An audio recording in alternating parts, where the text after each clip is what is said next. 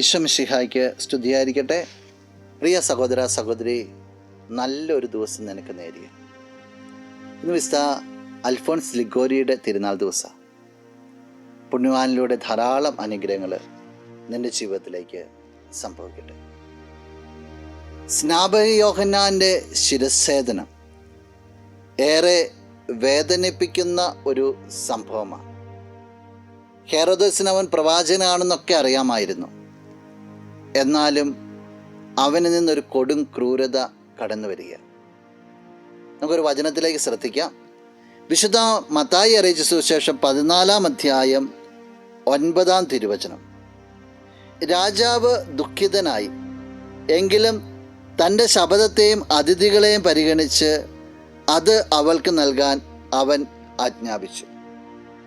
സ്നാപക യോഹന്നാൻ്റെ ശിരസിനെ കുറിച്ച് പറയുക. ഹെരോദിയയുടെ പുത്രി നല്ലൊരു ഡാൻസൊക്കെ കളിച്ചു. അവസാനം അമ്മയുടെ നിർദ്ദേശപ്രകാരം സ്നാപക യോഹന്നാൻ്റെ ശിരസ് വേണമെന്ന് ആവശ്യപ്പെടുക. രാജാവാണ് എന്തും തരാമെന്ന് ശബ്ദം ചെയ്തു. വലിയ സങ്കടത്തിലാണ്. രാജാവിനറിയാം ഇത് ശരിയല്ല എന്നറിയാം. പക്ഷേ സ്നാപകൻ്റെ ശിരസ് കൊടുക്കാനായിട്ട് ആജ്ഞാപിക്കുക. ചില കൂട്ടുകെട്ടുകൾ ജീവിതത്തെ തകർത്ത് കളയും. നീ വ്യാപരിക്കുന്ന മേഖലകൾ, നീ ചേർന്ന് നിൽക്കുന്ന മേഖലകൾ എപ്പോഴും ദൈവത്തിന് ചേർന്നതാണോ എന്ന് ചിന്തിക്കണം.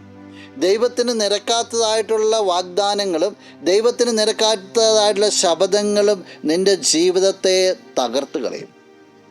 ദൈവവചനമാണ് ഇന്ന് നമ്മുടെ മുമ്പിൽ അത് പറഞ്ഞു വയ്ക്കും. വാക്കാകട്ടെ, പ്രവൃത്തിയാകട്ടെ, ചിന്തകളാകട്ടെ, വാഗ്ദാനങ്ങളാകട്ടെ, എപ്പോഴും പരിശോധിച്ചോളണം എൻ്റെ ദൈവത്തിന് അത് ചേരുന്നുവോ ഇല്ലയോ. അങ്ങനെ ദൈവത്തിൽ അടിയുറച്ച് മുന്നോട്ട് പോകാൻ നിനക്ക് സാധിക്കട്ടെ. നമുക്ക് പ്രാർത്ഥിക്കാം. കണ്ണുകളടച്ചൊന്ന് കരങ്ങൾ. നല്ലവനായ കർത്താവേ, നിന്നെ അങ്ങ് സ്തുതിക്കുന്നു, ആരാധിക്കുന്നു, മഹത്വപ്പെടുത്തുന്നു. നിറ സാന്നിധ്യത്തെ നന്ദിയോടുകൂടി ഓർക്കുക. ഈശോ ഈ വ്യക്തിയെ അനുഗ്രഹിക്കണമെന്ന് പ്രാർത്ഥിക്കുന്നു. വാഗ്ദാനങ്ങളാകട്ടെ, ചിന്തകളാകട്ടെ, വാക്കുകളാകട്ടെ, പ്രവൃത്തികളാകട്ടെ, എപ്പോഴും നിന്നിൽ ഫോക്കസ് ചെയ്ത് മുന്നോട്ട് പോകുവാനായിട്ട് ഈ വ്യക്തിയെ അനുഗ്രഹിക്കണമേ. ഈ ദിവസത്തിന് വേണ്ടതെല്ലാ നന്മകളും നൽകണമേ, ഇപ്പോഴും എപ്പോഴും എന്നേക്കും. ആമേൻ. നീ പരിശുദ്ധൻ, നീ എന്നും സ്തുതിൻ ദൈവം.